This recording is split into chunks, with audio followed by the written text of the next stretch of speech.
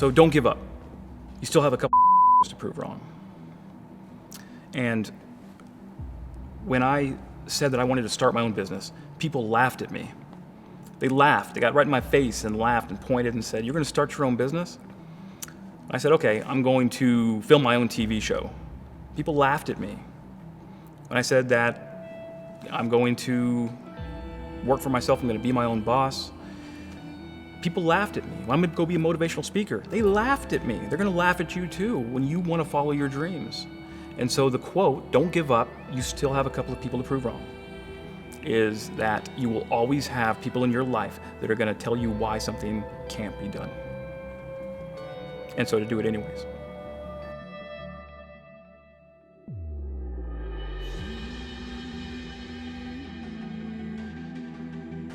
So when I was a child, my father could have been a great photographer. He was absolutely brilliant photographer, a real gift. And he didn't believe that that was possible for him. So he gave up his job as a photographer and started driving trucks. And then he ends up getting laid off from that truck driving job. And our family had to do whatever it could to survive. And what I learned was that you can fail at doing something that you don't love. So you might as well take a chance in doing something that you do.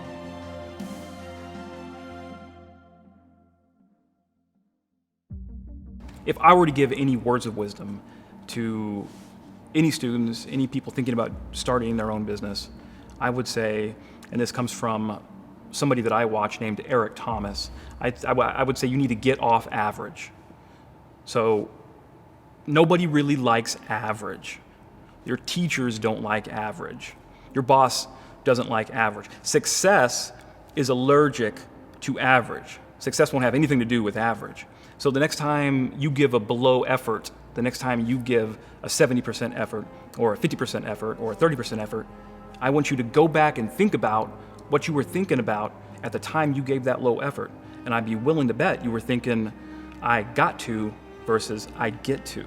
You were thinking about the obligation and not about the opportunity. So, Wes, how can I find opportunity in homework? How can I find opportunity? You have to become that person. You have to change the way you think. You have to become the type of person that finds opportunity in everything. Opportunity isn't something that comes along once in your life, that you're lucky if you grab it when it comes by. You can make opportunity, but you have to change that mindset. You have to get off average. You have to at least be slightly better than average, if not incredibly stellar. That's my advice. Get off average.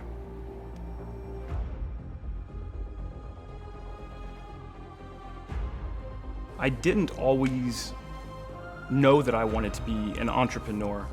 It was interesting the way it unfolded. I was perfectly content earning my MBA at AMU while working at a very large medical company. And I distinctly remember complaining about my CEO to my wife. I came home one day and I said, "My CEO is so stupid. I mean, really, he's not listening to anything that I tell him. He's not doing the recommendations that I'm trying to impart." And my wife looked at me and she said, "Well, if he's so stupid, why is he the one signing your paycheck?" And a switch went off and it hit me. And I said, "You know what? I can run a better company than him." That's exactly right. So what did you do? So I immediately resigned from the company and built my own business. We had enough savings to last us about 18 to 24 months. And so we had a great deal of pressure. We had to get the company to the break-even point to where it was generating revenue, that we weren't just hemorrhaging cash, and then we could actually be self-sustaining. It was a huge gamble, it was a huge risk, because if we would have failed, we would have been starting over from scratch with nothing.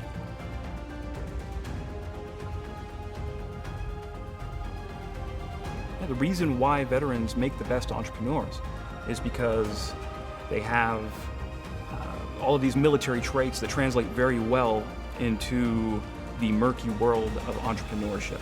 They have the ability to they have the stomach to take risks, and they have the ability to deal with ambiguity. They can sort of work when things aren't clear. Many of these traits that veterans have, that they already possess just as a byproduct of their military training, are some of the very same traits that make an entrepreneur successful, especially during the first 12 months of a startup, which is commonly called the Valley of Death. That's when 90% of startups go out of business. So this military training really gives veterans a head start over a lot of civilians that are thinking about starting the exact same thing.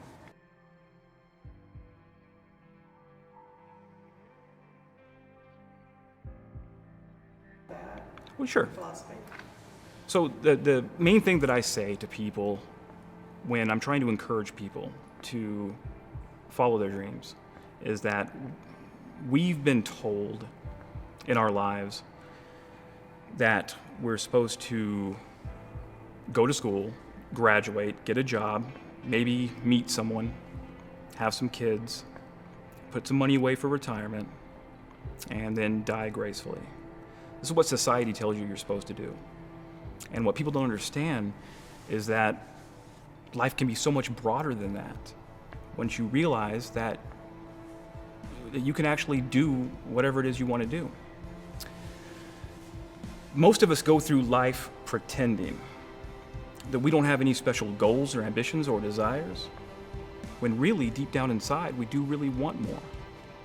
We block ourselves and we use these words almost like we're in a trance, like we're sleepwalking through life, that we find ways to cancel out our dreams, that a lot of places we want to go, a lot of things we want to do, a lot of things we want to experience, and we just stop at but. But will cause you to hide out behind fear. But will cause you to come up with all types of excuses that you can validate your inaction and not acting on your dreams. But is a dream killer. But most people, you know what they do? Most people go through life quietly and safely, tiptoeing to an early grave. We've been holding back. We have ideas that we don't act on, things we want to do, we're afraid to take chances. You see, a lot of us say no to things and we don't even know what to say a no to. Don't allow but to keep you in the corner. There are a lot of people who say, but I tried once or twice and it didn't work out. And so they use that as an excuse not to ever come out again. Look, if things don't work out, if you don't produce the results you want, that's fine. But don't confuse who you are with the results that you produce.